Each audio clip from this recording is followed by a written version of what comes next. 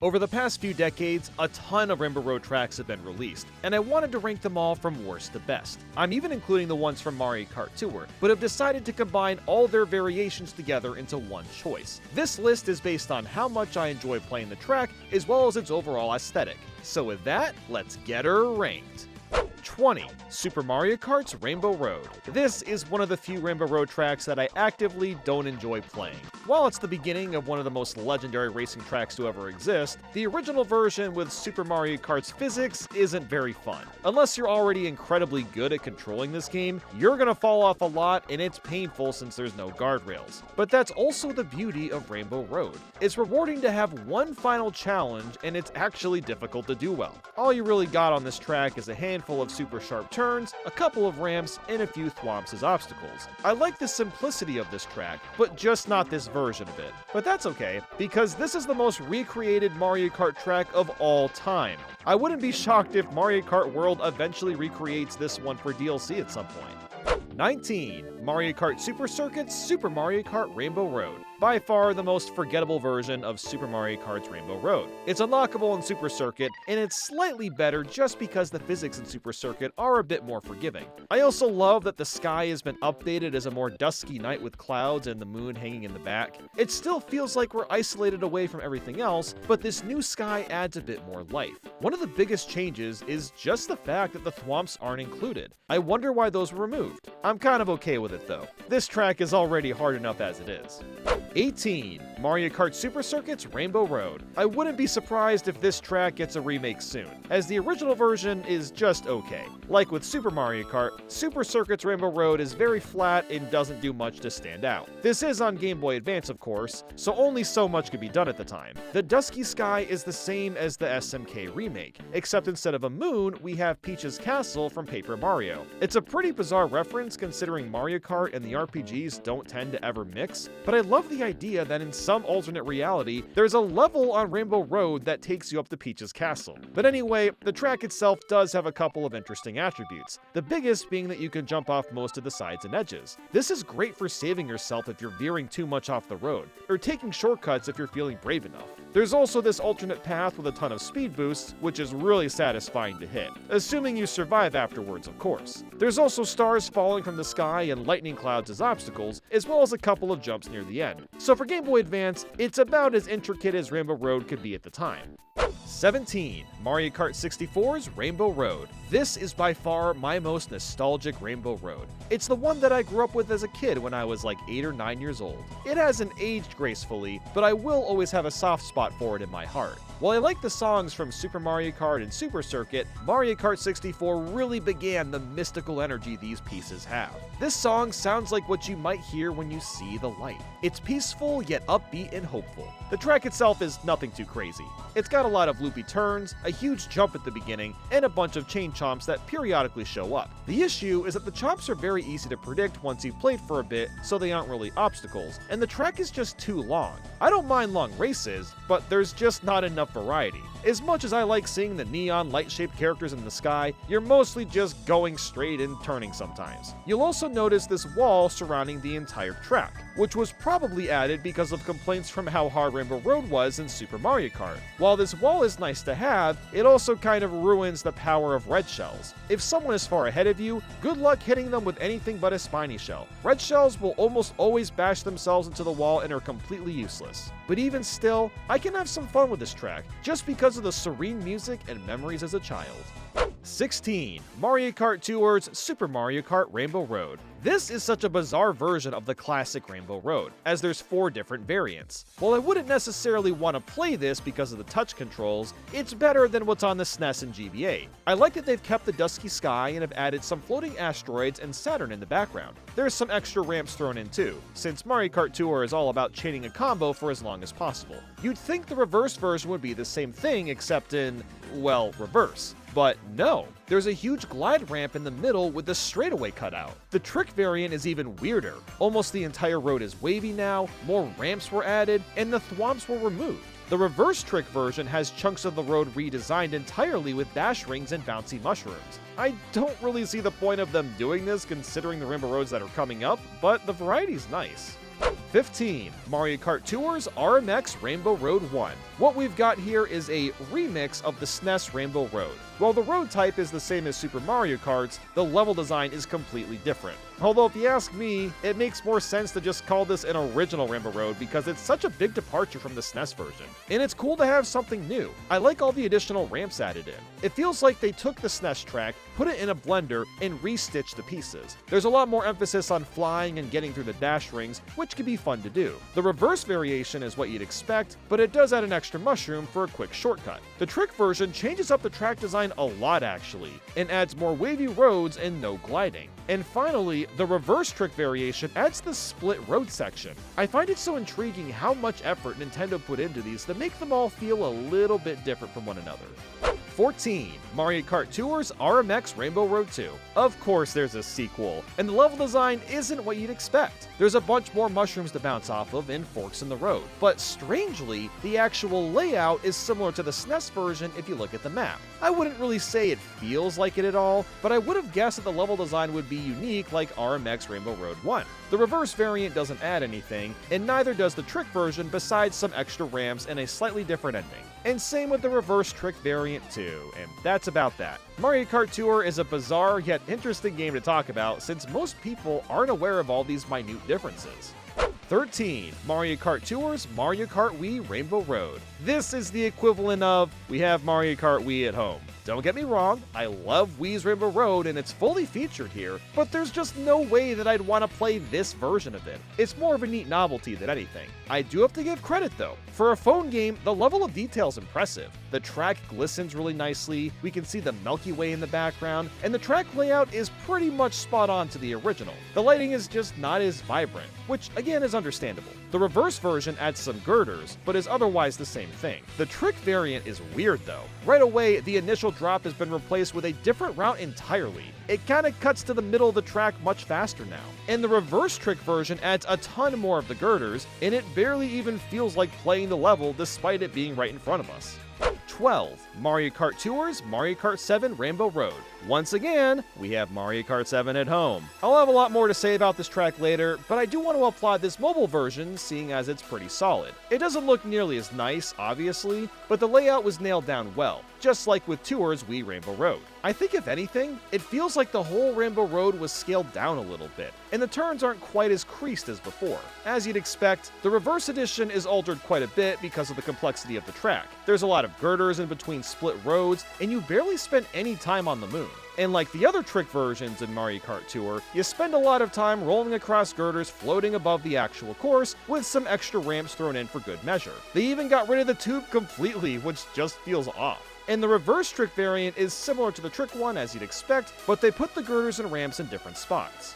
11. Mario Kart 7's Super Mario Kart Rainbow Road. We've once again returned to the rainbow that started it all. Although this time, I actually really enjoy it because Mario Kart 7's controls are vastly improved over anything we've talked about so far.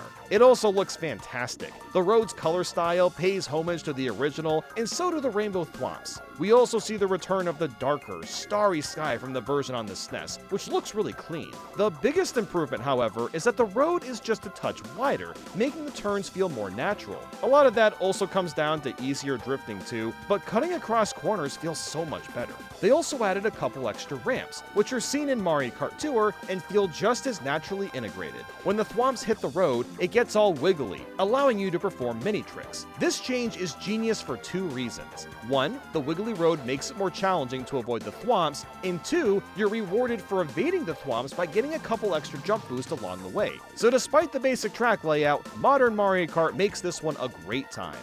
10. Mario Kart 8's Super Mario Kart Rainbow Road. And here we are with the final remake of the original Rainbow Road. I actually don't have much to say for this one, and that's because it doesn't really change anything from the Mario Kart 7 remake. The biggest difference is the visual overhaul. God damn does it look gorgeous. The road looks as if it's being lit up with neon panels, the thwomps are even more rainbowy, and the background sky is paired with faraway hills. Outside of that though, the wavy roads and additional ramps return, and it feels just as nice to race on as before. 9. Mario Kart DS's Rainbow Road. Man, it's amazing. After all this time, Mario Kart DS is still my favorite Mario Kart and has held up super well. Even the Rainbow Road was fairly innovative at the time, as it was the first one to introduce a loop and corkscrew. Outside of those two things, it's not really all that spectacular. I love how chirpy and energetic the song is, but its track layout for the most part plays it safe. But even still, it's pretty nuts how vibrant and nice it looks for the DS. I also like how the beginning has the long winding turn with the boost, just like in Double Dash's Rainbow Road. So while it may not be too crazy, it still delivers and feels like a great way to end the game.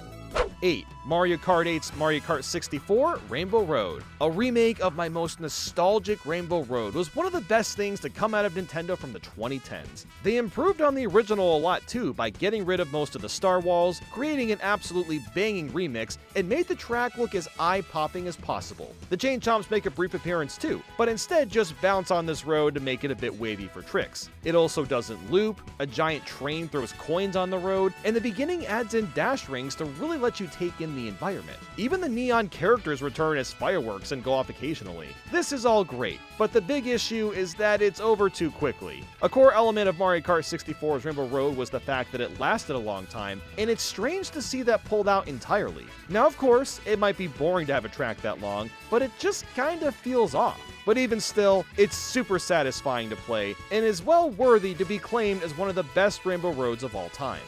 7. Mario Kart 8's Rainbow Road. While this may be one of the most underwhelming Rainbow Roads ever, that's just because Mario Kart 7 set the bar so high. The space station theme is kinda cool, and this is still a beautiful looking track. Just look at the toads floating around at the start. They seem to be having a good time. I also like that it maintains a good semblance of difficulty, with tons of sharp turns that can be hard to make at higher speeds. The section in the middle is pretty neat too, as it breaks up the color and sends you into a station with roads that switch up its push and pull. And I do like how in the end, the road splits into two and they kind of weave through each other. It adds a lot of replay value by having you try out slightly different routes each time. And honestly, this is one of the only tracks where you really get a sense of the anti-gravity, as the roads are twisted around in so many directions. This Rainbow Road just doesn't have that wow factor that people were expecting since this was the first HD Mario Kart. But it didn't have to be. I can still appreciate it for trying something a bit different. 6. Mario Kart Double Dash's Rainbow Road. This is the first time we really saw the track design get out of control. The turns are absurdly sharp, you're constantly flying through the air, and there's boosts littered across the road, making it easy to slip off if you aren't careful. Even 20 years later, Double Dash's Rainbow Road holds up shockingly well and really forces you to learn how to drift to win. I also love all the items floating around in the sky, and they're all covered in this rainbowy goo. What really sells this one though is the music. It's ridiculously infectious. Not many songs scream fulfillment and joy, but this one does. It makes you feel epic to get to the end of the game, and it's putting you through a final test. Double Dash's controls are extremely loose and chaotic, and it pairs perfectly with this Rainbow Road's nature. When this does eventually get remade, I really hope it doesn't change that much because it's already spectacular on its own. 5. Mario Kart Wii's Rainbow Road. Now we're getting to the big boys. Wii's Rainbow Road is one of the most iconic versions of this track. It takes the idea of complexity from Double Dash and turns it up to an 11. You'll dive down a steep hill right at the beginning, then are thrown into a sharp turn with a wavy road. You'll drive through a portion with massive holes in the road, squeeze through the sharp turns, drive through rainbow portals, and wrap up being surrounded by circles of sparkles. This is the pinnacle version of what Rainbow Road is. It perfectly sums it up as exciting, chaotic, challenging, and memorable. And I mean, it's floating right above Earth too. That makes me wish this Rainbow Road was actually real and was in space next to our moon or something. And that music, man, it has the same rewarding vibes as Double Dash, but is somehow even catchier. 4. Mario Kart 7's Rainbow Road. We've officially gone from racing to experiences. For over a decade, I have sung Mario Kart 7's praises to the moon, the Saturn's rings, and back to Earth because of how awesome it is. It manages to evolve the idea of what Rainbow Road can be and still feel like a Rainbow Road. These tracks always take place in space, so why not briefly drive across, say, Saturn's rings, or head out to the top of the moon? It's not just the creative track design, it comes down to the music too. It gives off this sense of wonder as you circle around the road, looking upon your surroundings and noticing how close you're getting to these planets. It's something we've never seen before, and the music carries its wonder and changes its tone once landing on the moon to really show off that it's putting us in a new destination. I absolutely adore this Rainbow Road, and the only reason it isn't number one is because of a few newer Mario Kart tracks that have managed to top these high expectations. 3. Mario Kart 8 Deluxe's Mario Kart Wii Rainbow Road. Nintendo has done it. They finally did a proper remake of the most iconic Rainbow track. While it is based on the Tour remake, getting to play it in Mario Kart 8's engine is nothing short of magical. It feels exactly the same as it did on the Wii, the remixed music is fantastic, and it looks sublime. Hell, falling to your death even has the same fireball animation of sinking towards the earth like in Mario Kart Wii. They literally added that in for just this one track. That's some fan service right there. The visuals are absurd too. We've never seen a Rainbow Road look this good. Well, at least until recently. 2. Mario Kart World's Rainbow Road. Alright, so I'm trying really hard to not have recency bias with this one. I don't think it's my favorite Rainbow Road of all time, but holy Nintendo went all out with this one. This is one of the most visually appealing and colorful levels I've ever seen in a video game, period. What makes this Rainbow Road so special is that it's split into 4 different sections which are all unique laps. Each section feels completely distinct from one another, both visually and musically. The first lap starts off as your typical looking road, but it has this color glassy style to it. The music embodies a build-up for something greater to come and gets you anticipated. The second lap completely changes gears and puts you into a landscape with glistening waters, beautiful sapphires and gems, and calms things down. I love how the opera singers lightly come into the piece, soothing the mood but keeping tensions high. The water then switches to a more blue-esque palette, matching the calmer tempo. The third lap switches gears drastically again. The music starts with a foot pedal thump and kicks into overdrive when you hit the road atop a space station. Difficulty starts to creep in with more challenging turns, and the music picks up more as this is happening, and you reach towards the rainbow-like section. And finally, the fourth lap starts off almost sucking you back into the track in a vortex-like manner, and the music jumps to a more blissful beat. As you land, it gets more excited, and you see a train pass with a bunch of enemies from the previous tracks, and they're all cheerfully waving you to the end. My God, this Rainbow Road is perfect when it comes to spectacle. I have no idea how Nintendo can top themselves after this. The only fault I really have with this track is that it's way too easy. Not all tracks need to be difficult to be fun, but one of Rainbow Road's staples is challenge, and you're not going to find that here. After several playthroughs and years and the spectacle wears off, I have to wonder what the general opinion will be for this Rainbow Road. But even still, it's an emblematic way to start off the Switch 2 generation and show off the power of the console. 1. Mario Kart 8 Deluxe's Mario Kart 7 Rainbow Road. This really only tops World's Rainbow Road by a hair, because it's also an incredible experience to play. Being in Mario Kart 8, it obviously looks spectacular compared to the 3DS one. It has all the key moments that made the original so great. You've got a nice semblance of challenge, flying to Saturn's rings, hopping across the moon, zipping through the tube, and gliding out to the other side. It's just wonderful, and I love how the road has this gradient look to it now. Even after all these years, this track paired with the blissful music still brings goosebumps and tears to my eyes, and it will likely always be my favorite Mario Kart track of all time. Rainbow Roads are incredibly special to me and hold a lot of emotional power in my soul. Even the ones that I don't like playing that much still matter, as the essence of Rainbow Road is still felt within. And that's something you can't say about most racing games. And with that, thanks for watching.